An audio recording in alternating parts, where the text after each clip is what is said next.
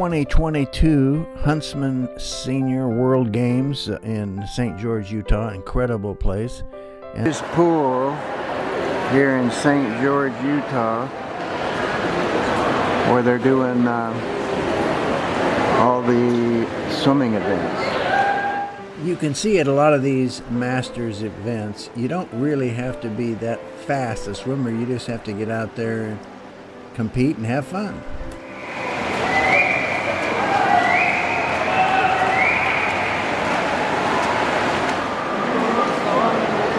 Great scoreboard display shows you your place and how you did. Of course, in swimming, you got the 4 strokes: butterfly, back, breast, and free, and these are examples.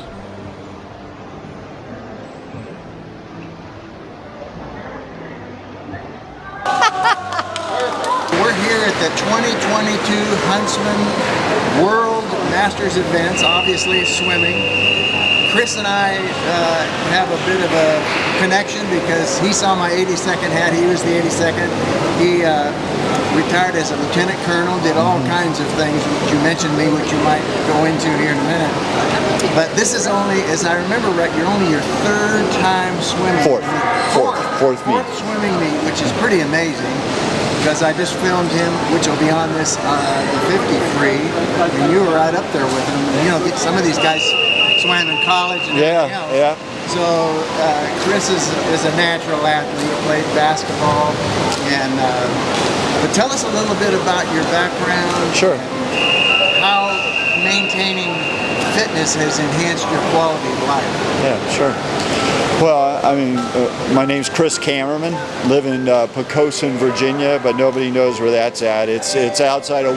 It's halfway between Williamsburg and Virginia Beach. So I either tell people Williamsburg or Virginia Beach. You know, I was fortunate. I grew up. My dad's passed away, and my father-in-law's passed away, but they were both Air Force veterans. So I grew up being an Air Force brat and moving around. My son's in here. Oh yeah. He's a doctor in Texas. Yeah. So. You know, I lived on bases as a kid, and so did my wife. And, you know, I was getting recruited. I was in the Midwest, and I was getting recruited to play basketball. And this guy named Mike Krzyzewski wrote me a letter, and so I went to West Point and played basketball there. And the funny thing is, it's kind of ironic. The other service academies declined me because I had childhood asthma, and that at that time it was not waiverable. It is now, but you know, in the late '70s it wasn't. My best friend in the 82nd was from West Point, Mike Birdie. He was coming to stay with me in he'd never been to California. I wrote it, as before cell phones, I wrote him a letter and came back with a big stamp on it, verified deceased. It was such a shock. I found out that he was in a helicopter crash the week before he was to come home, and then he was going to see California. He was an All-American fullback at West Point. Well, I'm from San Diego originally. That's where I was born. Oh, I didn't know. So my mom is from San Diego, and my mother is a pastor in South Carolina. So she's still alive. She's going to be 80. Wow. She'll be 80 next year. What Church of Nazarene. Okay. And so she's an associate pastor in Sumter, South Carolina. Well, we're fundamental Bible-believing Christians. Well, my wife and I are Southern Baptist. Oh, well, we went to the Baptist church. That's mainly where I went in Tennessee. Now I go to a Calvary. Actually, well, there is a Calvary Baptist and there's Calvary Chapel. Sure. Yeah, so that's a huge, important part of our life. Is just serving the Lord as best we can. Well, I think that's part of staying fit too. You stay spiritually fit, physically fit, and that helps you. Yeah, you just try to do those things. So, I mean, just a quick of my military background, class 84 out of West Point. Most of all my tactical assignments were jumping out of airplanes. If I wasn't in the 82nd or Command Airborne Task Force in Alaska, I was in the Special Operations community. I was in the 75th Ranger Regiment a couple times. Wow. So 2nd Ranger Battalion. I got married there in Fort Lewis. My wife and I, we've been married 36 years. Wow. So we've been That's married 36. fantastic. I love it. Both my daughters, 33 and 30, are Fort Bragg war babies. They're both born at Fort Bragg. And funny thing is, my youngest is a Desert Storker because G-Day for Desert Storm was the 24th of February, 1991. She was born 24th February, 1992, 1 year after. And so it was a big thing at Fort Bragg. They put all these storks on all the babies that were being born, so they called them Desert Storkers. She lives in Nashville with her husband. My other daughter, that's 33, she lives in San Francisco. But my non-tactical assignment was when I was at Fort Bragg, and I was the S3 in 1505. The Army said, hey, we don't know what to do with you. So they sent me to Harvard where I got my master's. I love it. So I went there, got my master's, and then my payback was in the Pentagon, where at first I was a strategist as a senior captain in the Pentagon. I ran the Pacific desk for the United States Army. That's amazing. What a background. You find. And then the second year I was there, a guy named Denny Reimer, field artillery officer, became Chief of Staff of the Army, so I was his aide. So the second year I was there, I was aide to the Chief of Staff of the Army, so it was great background. So when I retired in 04, so I could be with my family and my kids and things, and be an athletic director because they were both gifted athletes as well. Athletics has played a pretty important part of your life. It has, camaraderie, the work ethic, doing things, and so. It's such a big part of it. So what I try to do, I'm actually part of a foundation called Three Ranger Foundation, which is a bunch of Ranger Regiment guys. Okay. And so they asked me to be a mentor on what it's to retire. How do you retire? How do you work the VA? How do you work these? I have my own company. I've had my own company now for 16 years. Wow. How do you do those kind of things? And so I try to stress how to work the VA because I'm 100% disabled. If you looked at my pictures, my MRIs, you'd know why. You wouldn't maybe be able to tell here. But I think the reason is that surprises people, just as you were saying, is I tell them, whatever you were doing on active duty, maintain that lifestyle when you retire or stop. Running, walking, whatever swimming, it do something active, maintain, read books, do things that are going to challenge yourself, be spiritually fit, do those kind of things, because that's how you're going to be able to be not in a wheelchair or in a chair. Because I have two bad examples in my life, my dad and my father-in-law. Both after their second careers, after they retired out of the Air Force, both of them retired. When they went to their second careers and they got done with that, they both sat until they died. Yeah. Both of them. They had multiple knee replacements, hip replacements, this replacement. And I tell guys, I say, hey, those are joints. That is not muscle. Yeah. When the muscle atrophies, I don't care what joint you've had replaced, it will not work. It just doesn't work. That's such a good and so I tell guys, you got to keep the muscle. and so I've got a good relationship with my orthopedic surgeon, and so when I blew out 10 years ago, I sneezed and ruptured my back. Until that point, I was playing in an over 40 competitive league in my area. And so when I ruptured, all of a sudden it was like he said, hey Chris, no more basketball. And I was like, what am I going to do? No more running. What am I going to do? No more heavy lifting. What am I going to do? I said, tennis. And it's not the twisting because of that. It's the twisting and falling and getting hit is where it's bad. So I was fortunate that I listened to my physical therapist and I had no surgery. And so I'm a big advocate of not having surgery if you don't need it. A lot of people on their backs have surgery. But you found But you don't need it because once they cut that muscle, it's never the same. Yeah. If you have hernias and stuff, once they cut that muscle, it's never the same. So you find something, you listen to You found something. You got into swimming. They said, hey, do you know how to swim? And I was like, no, I know combat swim? What are you talking about? Lap swimming? No way, So And this is only your fourth meet. I started swimming 10 years ago, lap swimming. And then I kind of slowly expanded it. I was like, I didn't know how to flip turn. So I started watching people how to flip turn. And just like I did in basketball, I just imitated what they did. So I started to learn how to flip turn, and then they opened up a pool about 7 years ago, a brand new 50 meter. We have the only one north of Florida on the East Coast that's open year round. We swim year round outside. Wow. So we're out there in January in our parkas, and we hop in. Obviously the pool's 80 degrees, yeah, but it's 30 outside. So at first I went over there. I didn't join the Masters. I just started swimming next to them and kind of mimicking what they were doing. Yeah. And then I decided to do it, and it's great because even though they're college-age swimmers and now they're in their 20s and 30s, I watch them and do what they do and try to stay up with them, and they kind of make you feel young, you know, that you can do stuff. And then I expanded that to open water swimming. So, for instance, Sunday, I've got an open water swim that I'm doing back in Virginia. Water's 65, it's gone down, but yeah. Wow. So, yeah, between open water... One second, let's move over. Okay. The sun just started catching. So then, I hadn't been in any competition, just as you said, I said, hey, I hadn't been in any competitions. So in 2018, our Masters Club hosted a meet, a long course meet. And I didn't even know how to go off the platforms without losing my goggles. So I said, well, I better learn that. So we had a meet, and then we didn't have one in 19, and then COVID for 2021, we didn't have it. Right. So this year we had another one in June, and to see progress, even though I'm 4 years older, I set personal best in every one. You know, it was like great. And so then I said, you know, the long course national championships were in Richmond, so we said it's only an hour and a half away, we should go to it. And so now it's got us all, we're looking forward to spring short course in Irvine, California next year. Oh, wow. Long course championships in Sarasota, Florida next year, next summer, August. I'll have to be there. You know, and so it's just kind of got us on, hey, the competition type thing, hey, how do we train for it?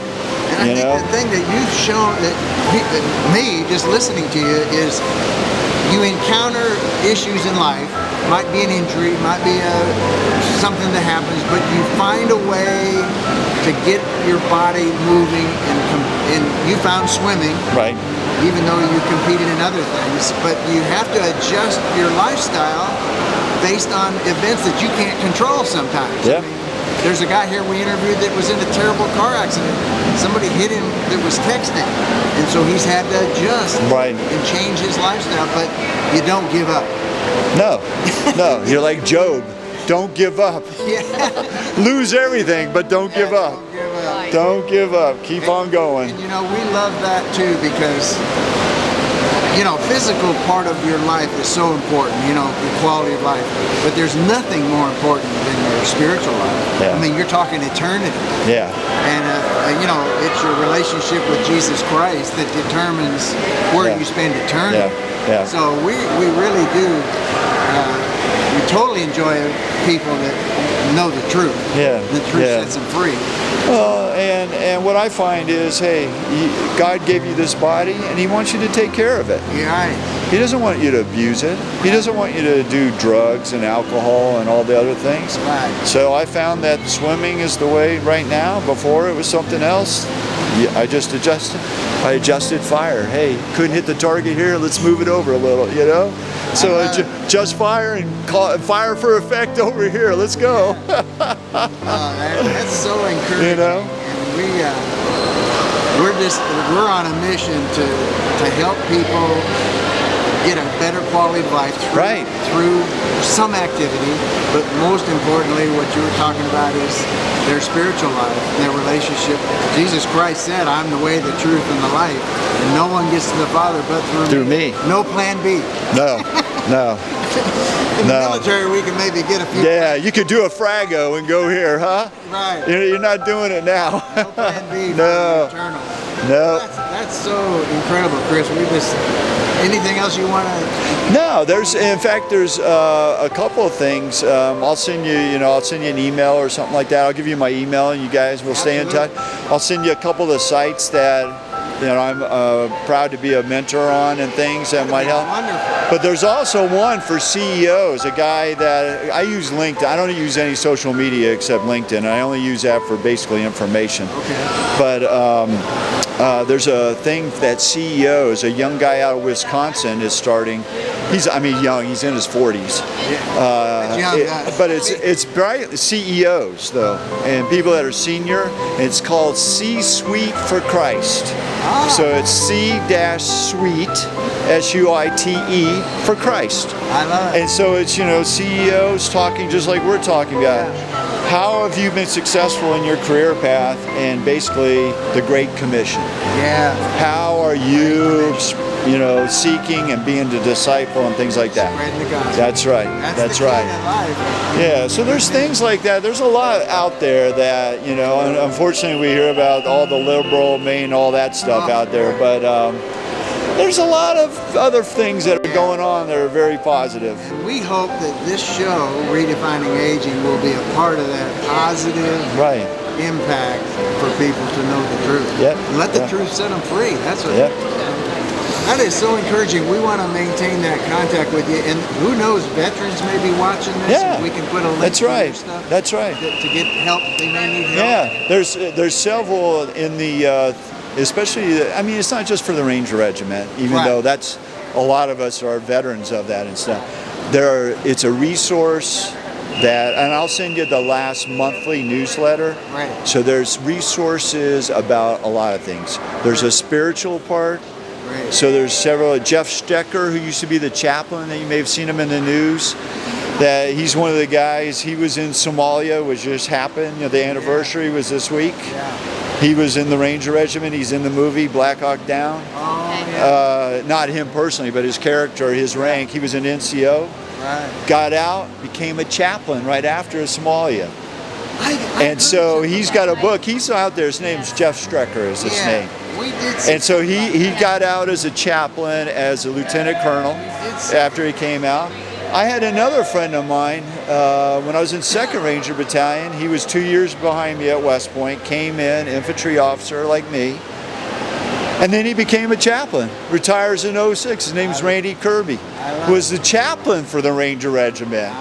So, I mean, he obviously, you know, a lot of guys, they change, they do this and they say, hey. But all those are resources, though, within this newsletter that might be helpful to veterans. Yes, and we'll put links in our stuff so people that watch this will have access to those resources. Right, right. Because that's what our life's all about, promoting the kingdom. I mean, athletics is adorable.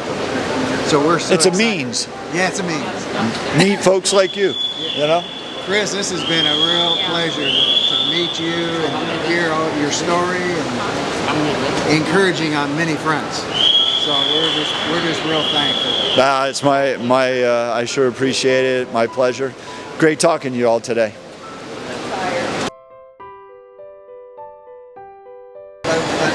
Hit a tree, a truck in the ground and knocked the breath out of me, but outside of that, I wasn't. It was amazing.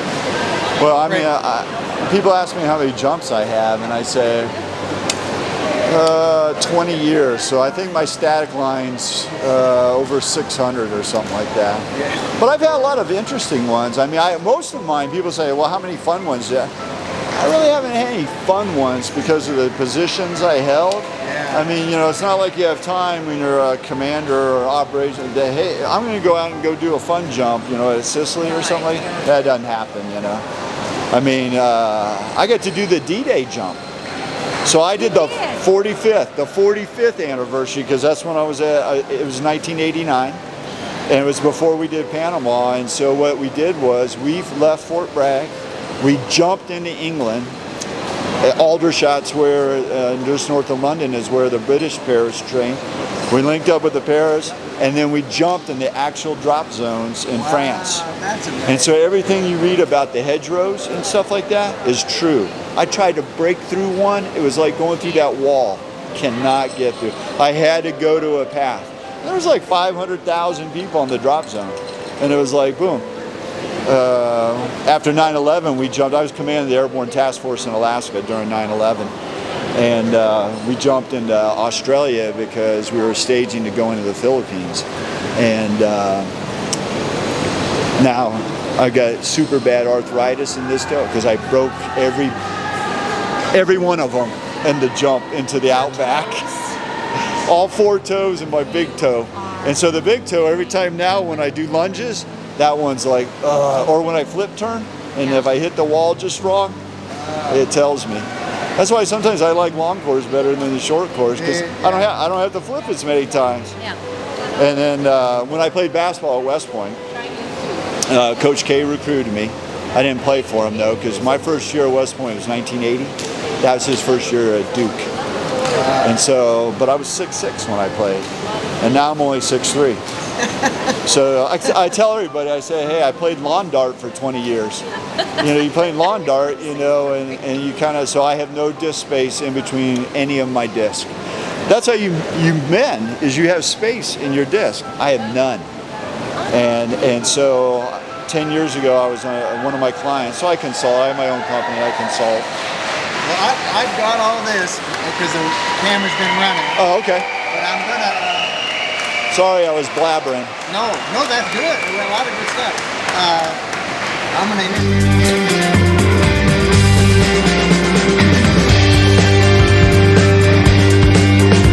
gonna... We want to thank you for watching RedefiningAging.us. I'm John Disterdick, your host.